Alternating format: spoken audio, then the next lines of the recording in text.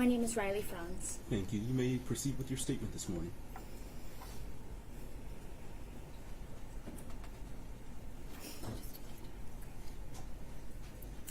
I've contemplated how to put November 30th, 2021 into words since the day it took place. How to verbally acknowledge that day's impact, terror, sorrow, and tragedy. How to make a victim's impact statement quite literally. I would love nothing more than to stand up here and say that I have overcome the obstacles of that day and have continued to live my everyday life.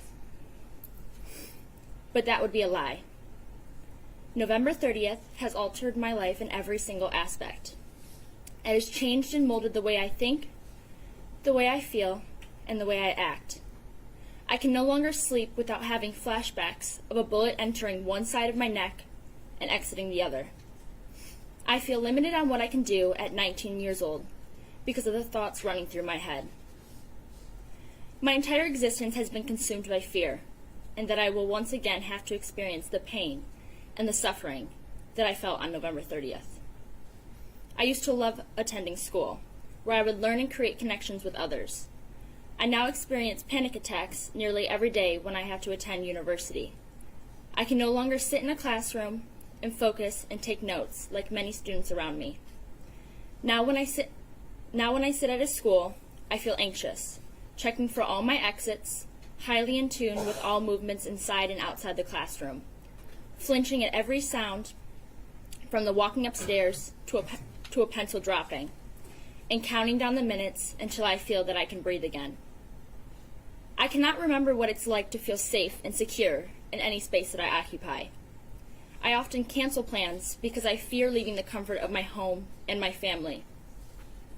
On the days that I can't get out of bed because I'm afraid when I'm sitting in a restaurant or classroom or even walking to my car, the unimaginable will happen again. When a balloon pops, a car backfires, or people run past me, my thoughts have been consumed by fear while my body is constantly in survival mode. I mourn the life I once had, which my selfless parents worked so hard to create for my sister and me. Free of hardship, pain, and worry. A life filled with opportunities and fearlessness. I feel that the structure my parents created was burned to the ground that day. Everything I had the privilege of not feeling or fearing is now my daily life. I mourn the childish wonder and carelessness stripped from my little sister, the most fantastic person I've ever had the privilege of sharing life with. I mourn the person I used to be, because although I survived, the original pieces of me didn't. I will never have the opportunity to experience life like I used to, with so much joy and clarity. The scariest part of November 30th for me was not that day itself, but the days that followed it. On the days that I feel like I am not occupying my body, but watching it from above. I feel like I cannot breathe because I'm paralyzed in a world no one who hasn't experienced something like this could ever imagine. Pieces of me shattered that day, and 2 years later, I am still struggling to put them back into place. But every day, I choose not to allow what a selfish individual decided to do to break me. I, Riley Franz, am a survivor of gun violence. I, Riley Franz, am a survivor of a terrible epidemic caused by a broken system. But I refuse to be known as a victim at the hands of an individual with no regard for others. His selfishness will not consume my identity. I am so much more than a victim. I am a daughter to the most amazing parents, Jeff and Brandy. I am a sister to the most remarkable young woman I have ever met, Isabella. I am a friend, a classmate, a cousin, a granddaughter. But most importantly, I am a person. I'm a person who deserved a chance to make it to her 5th class that day. I'm a person who deserved to not run in fear while she bled out. Someone who deserved not to have to answer a phone call from her little sister asking if she was safe. I deserved to be a child that day.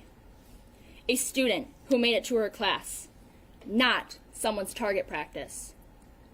I would never wish what I experienced upon anyone in this world, what my family experienced that day, what I continue to battle daily. No child should have to fear that their school will be next, that they need to know what to do if the worst breaks out in front of them. Children should attend school focused on their studies, friends, aspirations, and dreams. No parent should have to worry that their child is unsafe at a place where they are supposed to learn and prosper. Students should no longer have to learn lockdown drills. Instead, we should work harder to create a system that prevents gun violence and prevents children's lives from being stripped away and leaving only pieces behind.